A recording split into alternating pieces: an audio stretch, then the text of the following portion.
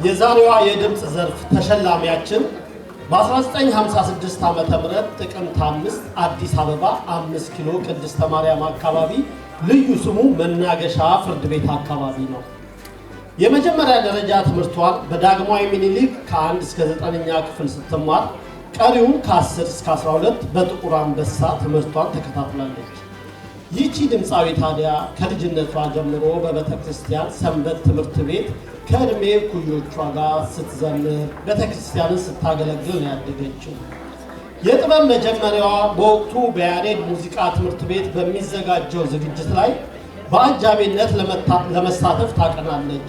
ዝግጅቱም ወደ መድረክ ለመቅረብ በተቃረበበት ጊዜ ዝግጅቱ ላይ የሚሳተፈው ድምፃዊ በመቅረቱ እኔ ድምፅ ሞክራለሁ ትላለች። ከዛም የልጁን ዘፈን ተሰጥቷት በብቃት መድረኩን ታደምቃለች። ታዲያ ይህቺ ልጅ ከዛ ጊዜ ጀምሮ ወደ ሙያው ትሳባለች። በመቀጠልም በጃርሜዳ በሚዘጋጀው ዝግጅት ላይ የክቡር ዘበኛ ባንድ አቀንቃኝ የሆነውን አንዱን ዘፈን ወዛደሩ ጓዴ የሚለውን በወቅቱ አይነ ኮከብ ወይም በአይነ ስውራን የተደራጀ ባንድ ጋራ ታቀርባለች። ጎን ለጎንም የክቡር ዘበኛ ኦርኬስትራ ስለነበር የነሱን ባንድ ዘፈን ስለዘፈነች በባንድ ውስጥ ያሉ ጉምቱ ድምፃውያን ጥላሁን ገሰሰ፣ ብዙነሽ በቀለ፣ ተፈራ ካሳ እንዲሁም ሙሉ የባንዱ አባላት አድናቆትን ቸሯት። ይህቺ ድምፃዊ ስትናገር እድለኛ ነኝ፣ ከጅማሬ ጀምሮ ከነ ጥላሁን ገሰሰ፣ አለማየሁ እሸቴ፣ መሐሙድ አህመድ፣ አስናቀች ወርቁ ባሉበት መድረክ ከከተማ መኮንን ጋር በክራር ተሰለፉ። በዛ ጊዜም በብርሃን የተገኘች አርቲስት በሚል በየጋዜጣው ስም የመውጣት ጀመረ ትላለች። በትዝታ ወደኋላ ተመልሳ በዛም ጊዜ በያሬድ ሙዚቃ ትምህርት ቤት ንቃት እየተባለ በዓለም ፀሐይ ወዳጆ በሚሰጠው ትምህርት ግርማ ጋንጅ የቫዮሊኑ መምህር አማን ኢብራሂም አሁን ለመድረሷ ትልቅ አስተዋጽኦ አላቸው። ከዛም በ1970 በብሔራዊ ቲያትር ቤት በወጣው ማስታወቂያ ተወዳድራ 4 ወንድ 4 ሴት አልፈው ተቀጠሩ። ሁሌም ለአዲስ ዓመት በሚዘጋጀው የሙዚቃ ድግስ በተወዛዋዥነትና በአጋዥ ድምፃዊነት ተሰለፈች። በብሔራዊ ቲያትር ቤትም የባህል ቡድን ውስጥ ለ4 ዓመታት በተወዛዋዥነትና በሙዚቃ በድምፃዊነት አገልግላለች። ይህን ችሎታዋን ያየች በጊዜው የራስ ቲያትር ቤት ስራ አስኪያጅ የነበረችው አልማዝ ወይዘሮ እልፍነሽ ይፍሩ የሚባሉ የምሽት ክለብ ወዳላቸው ሰው ዘንድ ወስዳ አስቀጠረቻት። እዛም ከከተማ መኮንን ጋር እየሰራች ሙያዋን እያዳበረች መጣች። ለሙያዋም እድገት የከተማ መኮንን ግንባር ቀደም ተጠቃሽ ነው። እንግዲህ ያኔ ነው በሰው ልብና አይምሮ ውስጥ ታትሞ የቀረውን የትዝታ ንግሥት ያስባላትን የትዝታ ዘፈን ማንጎራጎር የጀመረችው። ከ3 ዓመት የምሽት ቤት ስራ በኋላ በዓለም ፀሐይ ወዳጆ አማካኝነት በሱፐር ሴኒክ ሙዚቃ ቤት ከሮሃ ባንድ ጋር የመጀመሪያ ካሴቷን ሰራች። ከዛም ከዳዲሞስ ባንድና ከኢትዮ ስታር ባንድ ጋር በጊዮን ሆቴል በተለያዩ የምሽት ክለቦች ከበርካታ አርቲስቶች ከነ ጥላሁን ገሰሰ፣ አለማየሁ እሸቴ፣ ፀሐዬ ዮሐንስ፣ አረጋኸኝ ወራሽ፣ ተሾመ ወልዴ፣ ግርማ ጨብሳ፣ ጌታቸው ካሳ፣ ቴዎድሮስ ታደሰ፣ መሐመድ ጠዊልና ሌሎችም ጋር አብራ ሰርታለች። ይህች ድምፃዊት ወደ አሜሪካና ካናዳ አቅንታ ጥበባዊ ስራዎቿን ለአድናቆቿ አቅርባ በስተመጨረሻም ኑሮዋን በዚህ በአሜሪካ አድርጋ ለበርካታ ዓመታት በዋሽንግተን ዲሲ ባሉ የምሽት ክለብ ሰርታለች። ከነዚህም በጥቂቱ በመጀመሪያ በነጋሪት ሬስቶራንት በአመሃ እሸቴ ተቀጥራ ከኤፍሬም ታምሩ ጋር 3 ዓመት ሰርታለች። ከዛም በሚስተር ሄነሪስ ለ9 ዓመት አንጋፋ ሙዚቀኞች ከነ ቴዎድሮስ መኮንን፣ ዓለም ሰገድ፣ ቴዎድሮስ ምትኩ ጋር ሰርታለች። እንዲሁም አምባሰል፣ ዱከም በሚባሉ የምሽት ክለቦች እየተዘዋወረች ሰራች። በአሜሪካና በአውሮፓ ከተሞች እንዲሁም በኢትዮጵያ ክፍለ ሀገር እየተዘዋወረች ስራዎቿን አቅርባለች። አሜሪካ ከመጣችም በኋላ ለመኖር የሚል ሲዲ እና ከተለያዩ ድምፃውያን ጋር በመሆን የታተመም ሲዲ አላት። አንደር አፍሪካ በሚል ዶክመንተሪ ፊልም የትዝታ ዜማዋ ማጀቢያ ሆኗል። አሁን ደግሞ በእግዚአብሔር ፍቃድ ያንተን ላንተ በሚል እሳቤ ወደ ቤቱ እንዲያስገባት ደጅ ጥናት ላይ ትገኛለች። 3 መንፈሳዊ መዝሙሮችም ለእምነቱ ተከታዮች አበርክታለች። እነሱም ላዘነው ልቤ ወይም ይቅርታ ልበል፣ ፈራው ወይም ቀኑ ከረፈደ፣ የአዲስ ኪዳን ብስራት ወይም ገብርኤል ናቸው። በቀሪውም ጊዜዋ እግዚአብሔርን ለማገልገል ከልብ ትመኛለች። የዛሬው የ2026 የድምፅ ዘርፍ ተሸላሚ በዛወርቅ አስፋው።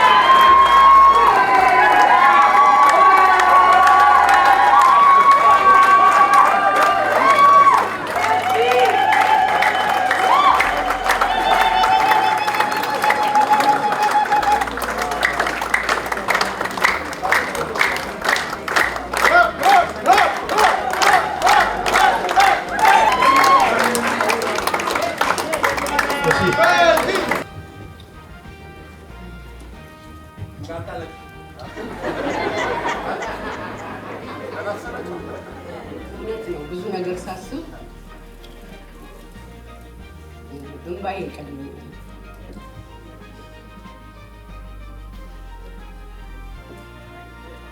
በመጀመሪያ እዚህ ቦታ ላበቃኝ በሕይወት አቆይቶ ለዚህ ምስጋና እንድበቃ የረዳኝ ለፈጣሪ እግዚአብሔር ለማርያም ኢየሱስ ክርስቶስ ምስጋና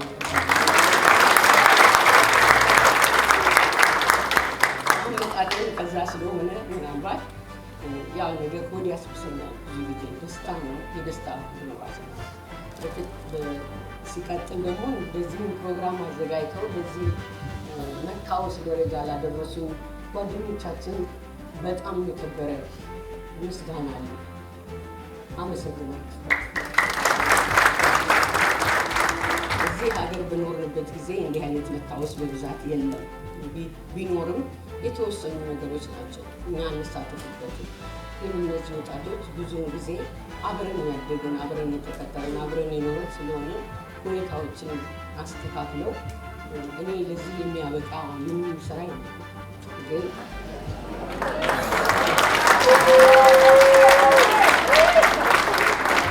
እግዚአብሔር ይመስገን በእግዚአብሔር ብርታት በህዝቡ ልብ ውስጥ ገብቼ ነው ያለው። በተጨማሪ ላመሰግን የምፈልገው ያደነቁኝ አድናቂዎችን፣ ተከታዮችን፣ የሚወዱኝን ሁሉ አመሰግናለሁ። በተረፈ ከዚህ በኋላ እንዳለው በቀሪው ዕድሜ የመጣሁበትን መንገድ ስለሆነ በቀሪው ዕድሜ አምላኬን ለማገልገል እሱ እግዚአብሔር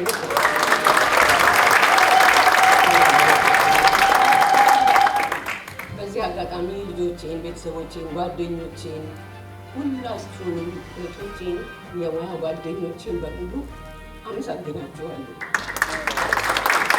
እዚህ ቦታ እንድደርስ ስላበቃኝ ለአምላኬ ምስጋና አቀርባለሁ። ብዙ ነገሮች ቢኖሩ ግን ደግሞ አይታለፍም።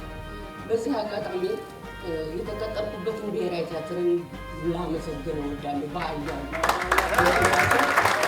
አርቆ ጸባይ እንዲኖረኝ፣ ትዕግስተኛ እንዲሆን፣ በብዙ ነገር አርቆ ማንኛውንም ነገር ችሌ እንዲኖር፣ መሳቅም፣ ማዘንም፣ መጎዳትም ብዙ ነገር ስላለ በዓለም በመኖራችን ውስጥ ያንን ነገር ችዬ እንዲኖር ብሔራዊ ቲያትር ስም መጥራት ባችል ጠቅላላ ብቻ ብሔራዊ ቲያትር ተቀጥሬ ነው ይህን ዲስፕሊን አፍርቼ ከተለያዩ ባንዶች ጋራ ሰላም ማለ የመጀመሪያ ስራዬን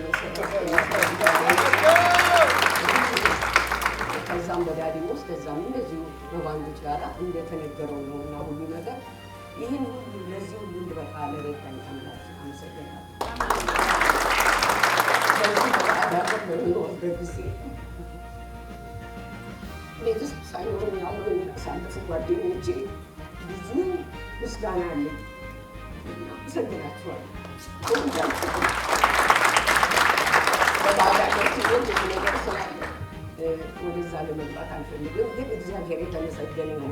በዚህ አይነት እድሜ ውስጥ ደርሰናል እና ቀሪው ጊዜያችን እንዲባረክልን፣ ሀገራችንን ሰላም እንዲያደርግልን፣ የሞቱትን ነፍስ እንዲማርልን፣ አሁን በሀገራችን ውስጥ ያለውን ሰላም ማጣትና እንደዚህ አይነት ችግሮችን ሁሉ እግዚአብሔር እንዲታደገን እመቤታችን ቅድስት ኪዳነ ምሕረት እንድትጸልይ ከልጇ እንድታማልደን ሀገራችን ሰላም እንዲሆን እመኛለሁ።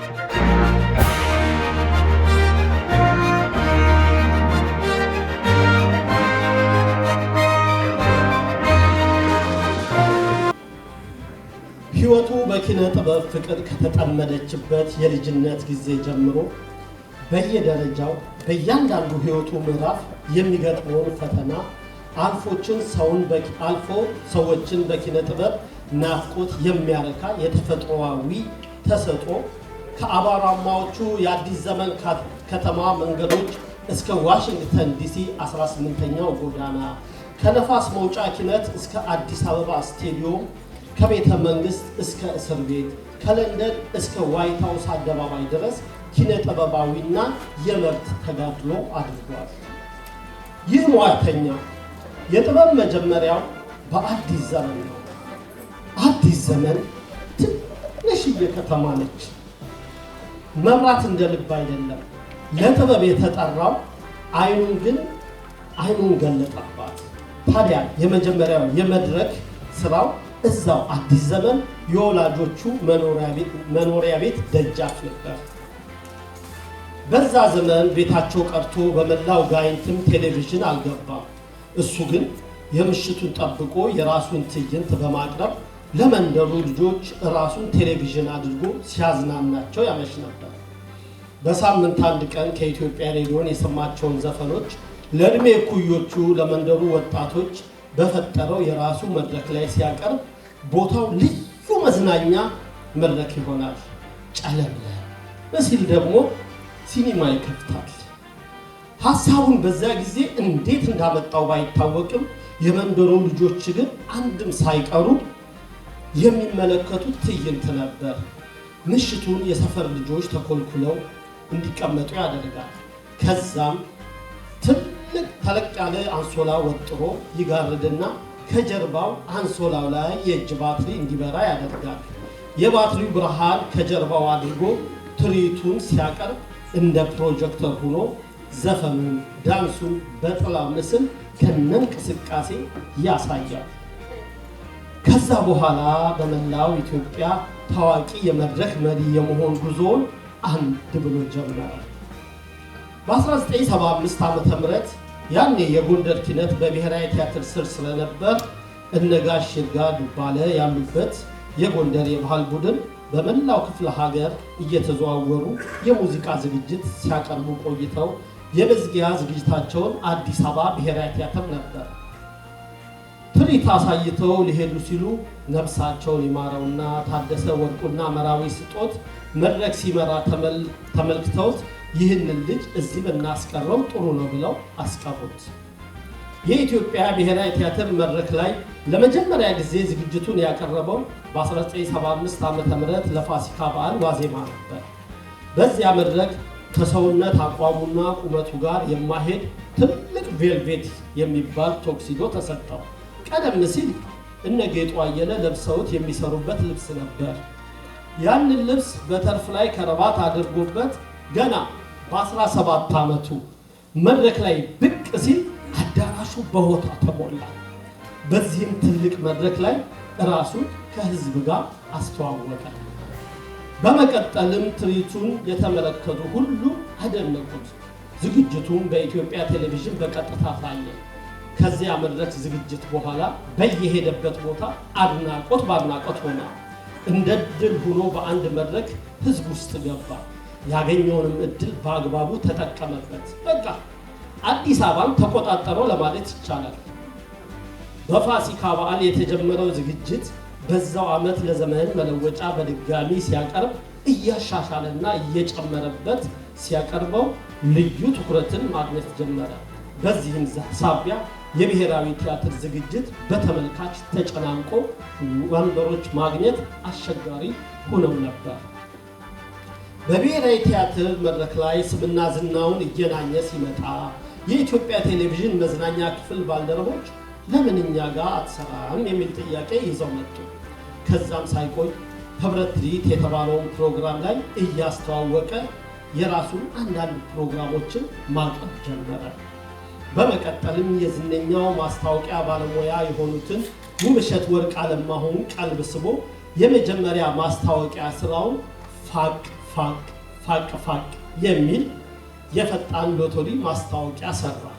ይህ ሙያተኛ በማንኛቸውም ጥበባዊ እንቅስቃሴዎች ውስጥ ራሱን እንደ አንድ ግዳጅ ላይ እንዳለ ወታደር አድርጎ ነበር የሚቆጥረው። በመሆኑም ጉድለት ባለበት ቦታ ሁሉ ተክቶ ለመስራት ዝግጁ ነበር። ለዚህም ነው ብዙ ጊዜ የራሱን ዝግጅት ልምምድ አድርጎ ከጨረሰ በኋላ ጨርሻለሁ ብሎ ቲያትር ቤቱን ጥሎ የማይወጣው። ይልቁንም ሌሎች ተወዛዋዦችና የሙዚቃ መሳሪያ ተጫዋቾች የሚያደርጉትን ልምምድ ስራዬ ብሎ በመመልከት እንቅስቃሴያቸውን ያጠናል። እንደ አብነትም ህዝብ ለህዝብ ኢትዮጵያ የተባለው የኪነት ቡድን ትርኢቱን ለማሳየት ወደ ተለያዩ የአውሮፓና የአሜሪካ ከተሞች በሄደበት ወቅት የቡድኑ አባላት አሜሪካ ላይ ሲጠፉ እሱ የከበሮ መቺውን ቦታ ሸፍኖ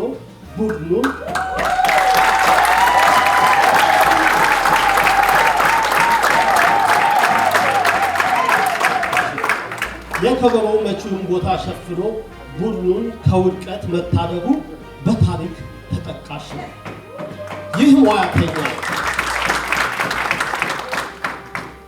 ይህ ሙያተኛ እየተዝናና ህዝብን የሚያዝናናበትን ተድላና ደስታ የሚሰጠውን የሙያ ብቃቱንና የታዋቂነቱን ጸጋ ትቶ የሀገር ክብር መሰዊያ ላይ አንጥፎ ራሱን ለመስዋዕትነት አቀረበ።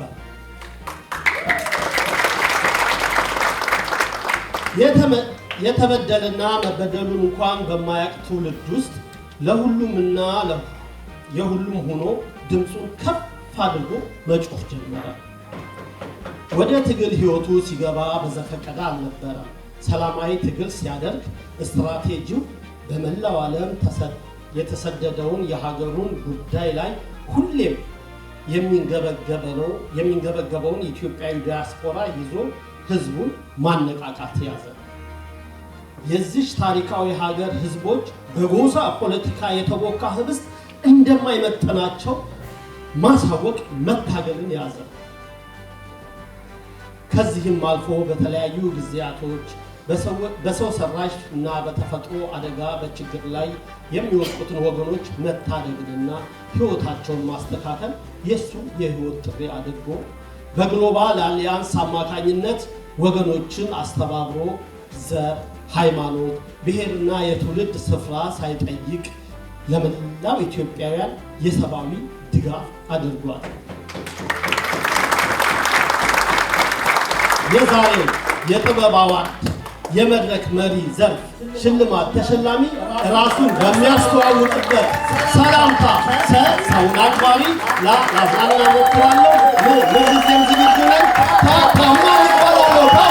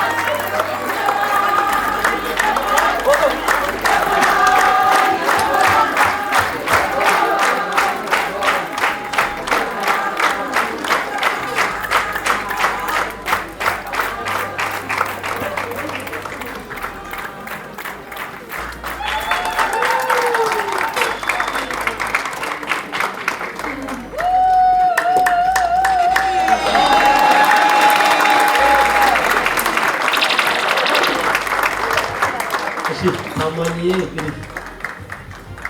የተሰማህን ስሜት አጋራ። በዘመን በጊዜ በሁኔታ የማይቀየር ሁሉም ቢከዳ የማይከዳው እግዚአብሔር የተመሰገነ እግዚአብሔር የተመሰገነ።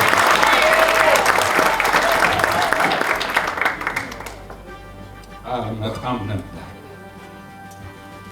አንደኛ ለኩሪ አንዴ እሺ ስላልኩ ቃሌን መስበር ከበደኝ። ሁለተኛ ጓደኛዬ ንጉስ አላስቀምጥ ስላለኝ ነው እንጂ መምጣት አልፈልግም። ሽልማት አልፈልግም። ሽልማት ይቻላል። ይሄ የደከማችሁበት የሰራችሁት ነገር ከቅን ልቦና ብዙ መከራ አለ። ተዘጋጁ። ብዙ እንቅፋት አለ። እኔ ሀገሬን እወዳታለሁ። ያያሌው መስፍንን ቁጭትና ቁስል ሸራ ኢትዮጵያን እወዳታለሁ። ግን በመውደዴ በዚህ ልክ ጎዳለሁ ብዬ አስቤ አላውቅም። በዚህ ልክ ይዘመትብኛል ብዬ አስቤ አላውቅም። 24 ሰዓት ኢትዮጵያ እኔ ከተኛው አንድ ነገር ትሆንብኛለች የሚል ስስት የነበረኝ። ለዚህ ያተረፍኩት ቁስል ብቻ ነው። በቃኝ ብያለሁ። ስለዚህ ወደፊት ኑዛዜ ስላለ ኑዛዜ ለሞት ብቻ ነው። ግን እኔ በህይወት ቆሜ የሆንኩትን ሁሉ እናገራለሁ አንድ ቀን በቅርብ። እስከዚያ ግን ፕራዮሪቲዎቼ ልጆቼ፣ ያስቀየምኳቸው ጥያቸው የሄድ የሚፈልጉትን ሳልሰጥ የቀጣኋቸው ልጆችን መውደድ ብቻ ነው። ከዛ ውጭ ግን በህዝባዊ ስብሰባ በህዝባዊ በዓል መገኘት ያመኛል። ቁስሌን ወቁት። ውፍረት ሳይሆን ሸክም ነው እዚህ ውስጥ ያለው። ኢትዮጵያን 24 ሰዓት ፍቅሬን ልሰጣት፣ ገንዘቤን ልሰጣት፣ አቅሜን ልሰጣት ሞክሬ ቁስል ነው ያተረፍኩት። ሽልማት የክብር ዶክትሬት ተሰጥቶኛል። የዛሬ 5 ዓመት ወሩሬው ነው የመጣሁት። አልተቀበልኩም። ክላሽንኮቭ ተሰጥቻለሁ። አፋር ሄጄ እዛው ጥየው ነው የመጣሁት። ጦና ተብያለሁ ጋሞ ጎፋ ሄጄ። ይሄ ሁሉ ለእኔ ምንም አይደለም። በቅንነት የሰራሁት ሁሉ መርዞ ነው አመመኝ። እግዚአብሔር ይክበር ይመስገን። ስለደከማችሁ በርቱ፣ ግን ፈተና ይጠብቃችኋል።